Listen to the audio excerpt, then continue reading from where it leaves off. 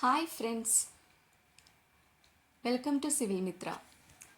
Civil മിത്രൻ്റെ 4th ക്ലാസ്സാണിന്ന്. നിങ്ങൾക്ക് വീഡിയോ ഇഷ്ടപ്പെടുകയാണെങ്കിൽ ലൈക്ക് ചെയ്യുക, ഷെയർ ചെയ്യുക, സബ്സ്ക്രൈബ് ചെയ്യുക. എന്തെങ്കിലും കമൻറ്റ് ഉണ്ടെങ്കിൽ കമൻറ്റ് ചെയ്യുക.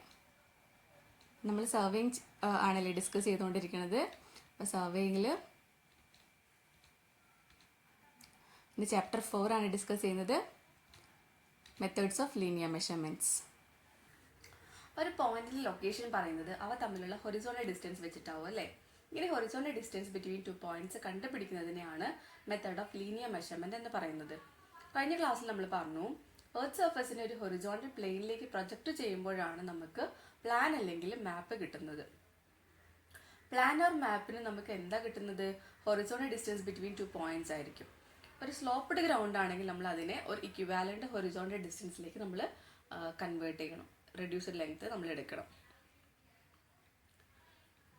അതിന് മെത്തേഡ് ഓഫ് ലീനിയർ മെഷർമെന്റ്സിൽ ഡയറക്റ്റ് മെത്തേഡ് ഉണ്ട്, ഒപ്റ്റിക്കൽ മെത്തേഡ് ഉണ്ട്, ഇലക്ട്രോ മാഗ്നറ്റിക് മെത്തേഡ് ഉണ്ട്.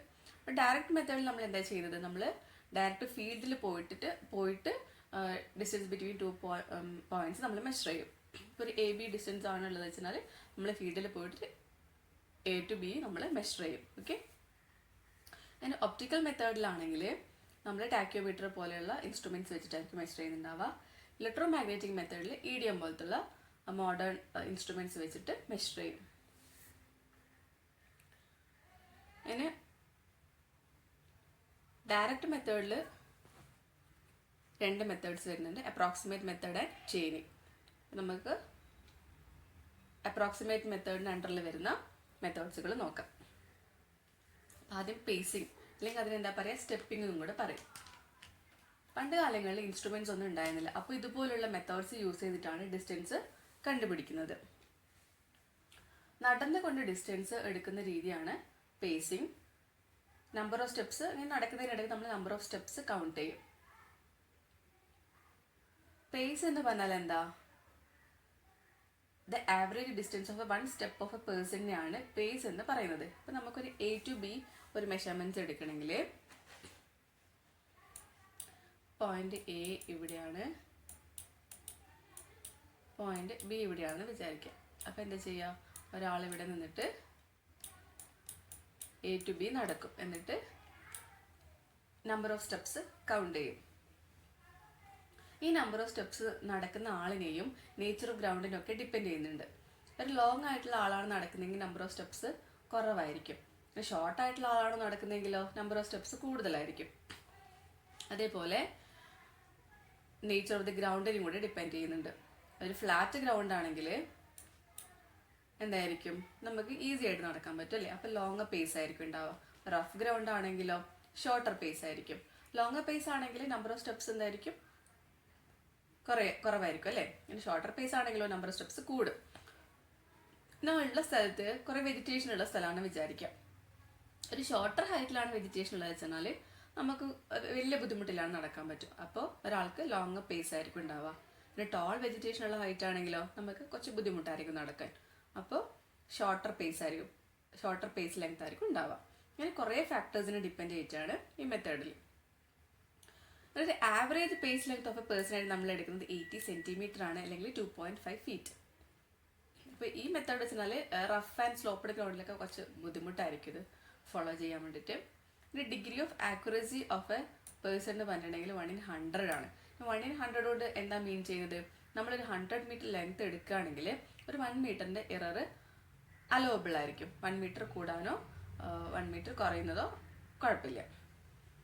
നമ്മൾ പേസിങ് യൂസ് ചെയ്യുന്നത് റെക്കഗ്നൈസിങ് സർവേയിലാണ് യൂസ് ചെയ്യുന്നത്. ഓക്കെ. നമ്മൾ പറഞ്ഞു A to B നമ്മളൊരു ലെങ്ത് കണ്ടുപിടിക്കണമെങ്കിൽ ഇതുപോലെ A to B ഇങ്ങനെ നടക്കും. ഓക്കെ. എന്നിട്ട് ഇവിടെ എത്തുന്ന സമയത്ത് എത്ര നമ്പർ ഓഫ് സ്റ്റെപ്സ് ഉണ്ടോ അതിന് ആവറേജ് പേസ് ലെങ്ത് വെച്ചിട്ട് മൾട്ടിപ്ലൈ ചെയ്ത് കഴിഞ്ഞാൽ നമുക്ക് A to B ലെങ്ത് കിട്ടും. ഓക്കെ. നമ്മളൊരു പേസ് പറഞ്ഞു അല്ലേ. ഒരു പേസ് പറഞ്ഞിട്ടുണ്ടെങ്കിൽ average distance of 1 step of a പേഴ്സണിനെയാണ് എന്ത് പറയുന്നത്? ഒരു പേസ് എന്ന് പറയുന്നത്. നമ്മൾ ഫ്ലാറ്റ് ഗ്രൗണ്ടിൽ വരുമ്പോൾ എന്താ പറഞ്ഞു? എങ്ങനെയാണ് പേസ് ലെങ്ത് വേരി ചെയ്യുക, ആൻഡ് എന്തായാലും റഫ് ഗ്രൗണ്ടിലാണെങ്കിൽ എങ്ങനെയാണ് പേസ് ലെങ്ത് വേരി ചെയ്യുക.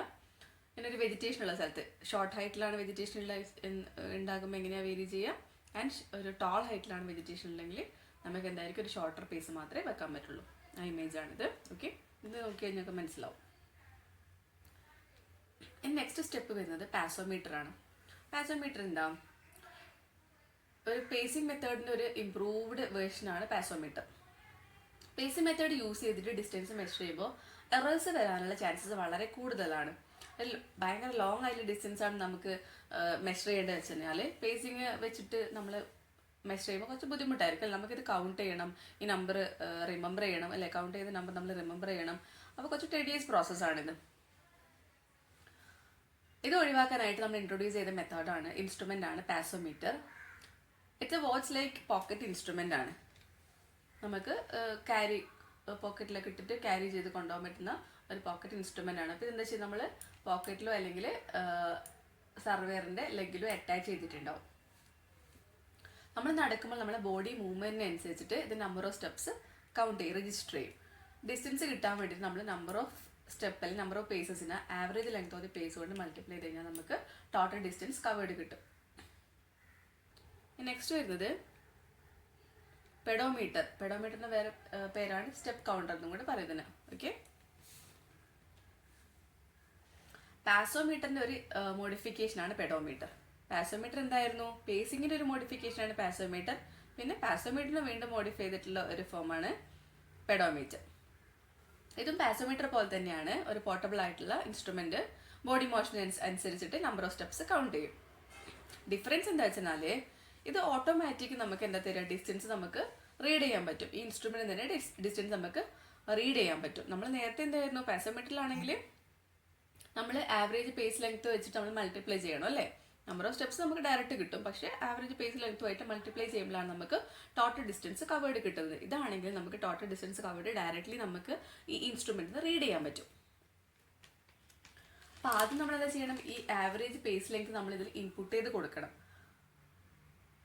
അപ്പോൾ ഓരോ ആളുടെയും പേസ് ലെങ്ത് ഡിഫറെൻ്റ് ആയിരിക്കും അല്ലേ. എൻ്റെ പേസ് ലെങ്ത് ആയിരിക്കില്ല വേറൊരാൾക്ക് ഉണ്ടാവുക. അപ്പോൾ ആരാണോ ഡിസ്റ്റൻസ് മെഷർ ചെയ്യുന്നത് ആ യൂസറിനനുസരിച്ചിട്ട് നമ്മൾ എന്താക്കണം, കാലിബ്രേറ്റ് ചെയ്യണം. ഇപ്പോൾ മെക്കാനിക്കൽ സെൻസേഴ്സ് ആൻഡ് സോഫ്റ്റ്വെയർസ് ഒക്കെ യൂസ് ചെയ്തിട്ട് pedometer can determine how A person steps വാരി സെറ്റ് ഓട്ടോമാറ്റിക്കലി. അപ്പോൾ ആ ഇൻസ്ട്രുമെന്റിന് എന്താ ചെയ്യുക, ആവറേജ് ലെങ്ത് ഒക്കെ കാൽക്കുലേറ്റ് ചെയ്ത് നമ്മളിങ്ങനെ ഇൻപുട്ട് ചെയ്ത് കൊടുക്കേണ്ട ആവശ്യം വരുന്നില്ല. അപ്പോൾ സർവേയിൽ മാത്രമല്ല കേട്ടോ, ഈ ടെക്നോളജി കുറേ സ്ഥലത്ത് യൂസ് ചെയ്യും, കുറേ ഇൻഡസ്ട്രീസിൽ യൂസ് ചെയ്യുന്നുണ്ട്. ഇപ്പോൾ സ്മാർട്ട് വാച്ചിലൊക്കെ നമ്മൾ കാണാറില്ല, നമ്മൾ നമ്പർ ഓഫ് സ്റ്റെപ്സ് നമുക്ക് കാണാൻ പറ്റും അല്ലേ. അപ്പോൾ അതേപോലെ കൺസ്ട്രക്ഷൻ ഇൻഡസ്ട്രിയിലൊക്കെ നമുക്ക് ആൾക്കാർ വർക്ക് ചെയ്യുന്നുണ്ടോ എന്നൊക്കെ നോക്കാണ്ട് അവരുടെ മൂവ്മെന്റിനെ ബേസ് ചെയ്തിട്ട് അവർ വർക്ക് ചെയ്യുന്നുണ്ടോ എന്ന് അറിയാനൊക്കെ നമ്മൾ ഈ ടെക്നോളജി യൂസ് ചെയ്യുന്നുണ്ട്. ഇനി ഓഡോമീറ്റർ. ഓഡോമീറ്റർ മെയിനായിട്ട് യൂസ് ചെയ്യുന്നത് എന്തിനു വേണ്ടിയിട്ടാണ്, നമ്മുടെ വെഹിക്കിൾ ട്രാവൽ ചെയ്ത ഡിസ്റ്റൻസ് കണ്ടുപിടിക്കാൻ വേണ്ടിയിട്ടാണ് എന്ത് യൂസ് ചെയ്യുന്നത്, ഓഡോമീറ്റർ യൂസ് ചെയ്യുന്നത്. അപ്പോൾ എന്താ ചെയ്തിട്ടുള്ള ഈ ഓഡോമീറ്റർ നമ്മളൊരു സ്ലോ മൂവിങ് വെഹിക്കിൾസിൻ്റെ വീലിലേക്ക് അറ്റാച്ച് ചെയ്ത് കൊടുത്തിട്ടുണ്ട്. സ്ലോ മൂവിങ് വെഹിക്കിൾസിലേക്ക് കാർട്ട്, ക്യാരിയേജ് അല്ലെങ്കിൽ ബൈസിക്കിൾ ഇങ്ങനത്തെ സ്ലോ മൂവിങ് വെഹിക്കിൾസിൻ്റെ വീൽസിലേക്ക് അറ്റാച്ച് ചെയ്ത് കൊടുത്തിട്ടുണ്ടാവും. അപ്പോൾ ഈ വീൽ കറങ്ങുന്നതിനനുസരിച്ച് നമ്പർ ഓഫ് റെവല്യൂഷൻസ് ഇത് നോട്ട് ചെയ്യും. അപ്പോൾ നമുക്ക് ടോട്ടൽ ഡിസ്റ്റൻസ് കണ്ടുപിടിക്കാൻ വേണ്ടിയിട്ട് number of revolutions into perimeter of the wheel ചെയ്ത് കഴിഞ്ഞാൽ നമുക്ക് ടോട്ടൽ ഡിസ്റ്റൻസ് കവർ ചെയ്തത് കിട്ടും. ഓക്കെ, നെക്സ്റ്റ് വരുന്നത് പെരാംബുലേറ്റർ. പെരാംബുലേറ്റർ പറഞ്ഞിട്ടുണ്ടെങ്കിൽ ഓഡോമീറ്ററിൻ്റെ ഒരു മോഡിഫൈഡ് വേർഷനാണ് പെരാംബുലേറ്റർ.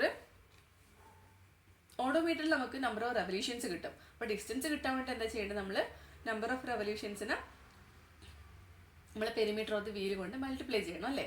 പക്ഷേ ഇതിലെന്താ വെച്ചാൽ നമുക്ക് ഡയറക്റ്റ് നമുക്ക് റീഡ് ചെയ്യാൻ പറ്റും. എത്ര ഡിസ്റ്റൻസ് ആണ് ട്രാവൽ ചെയ്തത് അത് നമുക്ക് ഡയറക്റ്റ് ആയിട്ട് റീഡ് ചെയ്യാൻ പറ്റും. ഇത് കുറച്ചും കൂടെ ഈസി ആൻഡ് കൺവീനിയൻ്റ് ആയിട്ടുള്ള മെത്തേഡാണ്. അപ്പോൾ നമുക്ക് റാപ്പിഡായിട്ട് നമുക്ക് ഡിസ്റ്റൻസ് മെഷർ ചെയ്യാൻ പറ്റും, മീൻസ് കണ്ടുപിടിക്കാൻ പറ്റും. അപ്പോൾ ഇതിൽ ഒരു ഹാൻഡിൽ ഉണ്ട്, ഫോർക്ക് ഉണ്ട്, പിന്നെ റൊട്ടേറ്റിംഗ് വീലുണ്ട്. അപ്പോൾ ഹാൻഡിൽ ഇത് ഓക്കെ. ഇപ്പോൾ റൊട്ടേറ്റിംഗ് വീലുണ്ട്, പിന്നെ ഒരു ഡയൽ ഉണ്ടാവും. ഇതാണ് ഡയൽ വരുന്നത് കേട്ടോ.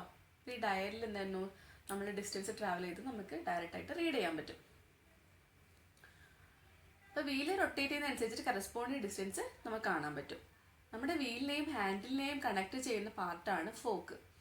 The function of fork is to provide stability and allows the wheel to rotate freely while being pushed along the survey line. അപ്പോൾ നമ്മൾ ഫോക്കിൻ്റെ ഫംഗ്ഷൻ എന്താ വെച്ചാൽ വീലിന് ഫ്രീ ആയിട്ട് റൊട്ടേറ്റ് ചെയ്യാൻ അനുവദിക്കാൻ വേണ്ടിയിട്ടാണ് നമ്മൾ ഫോക്കിൻ്റെ ഫംഗ്ഷൻ വരുന്നത്. ആൻഡ് നമ്മുടെ ഇൻസ്ട്രുമെൻറ്റിന് സ്റ്റെബിലിറ്റിയും കൂടെ കൊടുക്കും.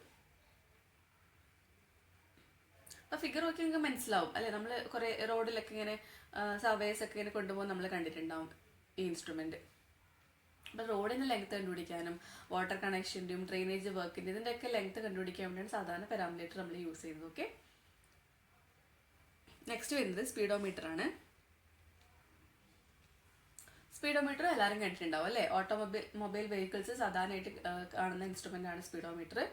അപ്പൊ ഇതിന്ന് നമുക്ക് ഡയറക്റ്റ് എന്തായിരുന്നു ഡിസ്റ്റൻസ് ട്രാവൽഡ് കാണാൻ പറ്റും.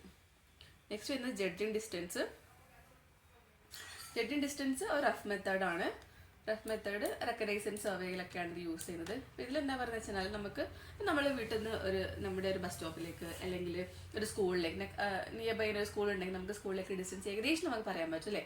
1 കിലോമീറ്റർ ദൂരം ഉണ്ട്, 1 കിലോമീറ്റർ നടന്നു കഴിഞ്ഞാൽ നിങ്ങൾക്ക് അവിടെ എത്താൻ പറ്റും എന്നൊക്കെ നമ്മൾ പറയാറില്ലേ. അപ്പോൾ ഇതിലെന്താ ചെയ്തത്, നമ്മൾ ഡിസ്റ്റൻസിനെ ജഡ്ജ് ചെയ്ത് പറയാം അല്ലേ. ഒരു അപ്രോക്സിമേറ്റ് ദൂരം നമ്മളിങ്ങനെ ജഡ്ജ് ചെയ്ത് പറയും. എക്സ്പീരിയൻസ് ആയിട്ടുള്ള ആൾക്കാർക്ക് 2 പോയിന്റ്സ് തമ്മിലുള്ള ഡിസ്റ്റൻസ് ഇങ്ങനെ അപ്രോക്സിമേറ്റ് ആയിട്ട് ജഡ്ജ് ചെയ്ത് പറയാൻ പറ്റും. അതിനെയാണ് ജഡ്ജിങ് ഡിസ്റ്റൻസ് എന്ന് പറയുന്നത്. നെക്സ്റ്റ് വരുന്നത് ടൈം മെഷർമെന്റ്. ഇതിലെന്താ, ടൈമിനെ ബേസ് ചെയ്തിട്ട് 1 കിലോമീറ്റർ നടക്കാൻ ഏകദേശം നമുക്കൊരു 10 മിനിറ്റ് എടുത്തു എന്ന് വിചാരിക്കാം. അങ്ങനെയാണെങ്കിൽ 2 hours നടന്നു കഴിഞ്ഞാൽ നമുക്ക് എത്ര കിലോമീറ്റേഴ്സ് കവർ ചെയ്യാം നമുക്ക് കാൽക്കുലേറ്റ് ചെയ്യാം അല്ലേ. 1 കിലോമീറ്റർ നടക്കാൻ വേണ്ടി 10 minutes എടുത്തു. 2 കിലോമീറ്റർ 2 hours എന്ന് പറഞ്ഞിട്ടുണ്ടെങ്കിൽ നമുക്ക് 120 minutes കിട്ടും. അപ്പോൾ 120നെ 10 കൊണ്ട് ഡിവൈഡ് ചെയ്ത് കഴിഞ്ഞാൽ നമുക്ക് 12 കിലോമീറ്റേഴ്സ്. അപ്പോൾ 2 hours എത്ര കിലോമീറ്റേഴ്സ് നടക്കാൻ പറ്റും, 12 കിലോമീറ്റേഴ്സ് നടക്കാൻ പറ്റും. ഇങ്ങനെ ടൈം ഇന്റർവെല്ലിനെ ബേസ് ചെയ്തിട്ട് കണ്ടുപിടിക്കുന്നതാണ് time measurement, based on average time per kilometre for a person at walk. ഇപ്പോൾ അപ്രോക്സിമേറ്റ് മെത്തേഡിലെ ഓൾമോസ്റ്റ് എല്ലാം കഴിഞ്ഞു, എല്ലാ മെത്തേഡ്സും കഴിഞ്ഞു. ഇനി വരുന്നത് ഡയറക്റ്റിൽ വരുന്ന ചെയിനിങ് ആണ്. ചെയിനിങ് എന്താണ്, ചെയിനോ ടേപ്പോ ഉപയോഗിച്ചിട്ട് ലെങ്ത് മെഷർ ചെയ്യുന്നതിനാണ് ഇത് പറയുന്നത് ചെയിനിങ് എന്ന് പറയുന്നത്. ഓക്കെ, ചെയിൻ അല്ലെങ്കിൽ ടേപ്പ് വെച്ചിട്ട് റിലേറ്റീവ്ലി കുറച്ചും കൂടെ ആക്യുറേറ്റ് ആയിട്ടുള്ള മെഷർമെന്റ് ആണ് ഫോർ ഡയറക്റ്റ് മെഷർമെന്റ്സിന് വേണ്ടിയിട്ടുള്ള. അപ്പോൾ ഓർഡിനറി അല്ലെങ്കിൽ ലെസ് പ്രിസൈസ്ഡ് വർക്കിന് നമ്മൾ എന്ത് ചെയിൻ യൂസ് ചെയ്യും, കുറച്ചും കൂടി പ്രിസിഷൻ വേണ്ട വർക്കിന്, ഹൈ പ്രിസിഷൻ വർക്കിന് ടേപ്പ് അല്ലെങ്കിൽ സ്പെഷ്യൽ ബാസുകൾ നമ്മൾ യൂസ് ചെയ്യും.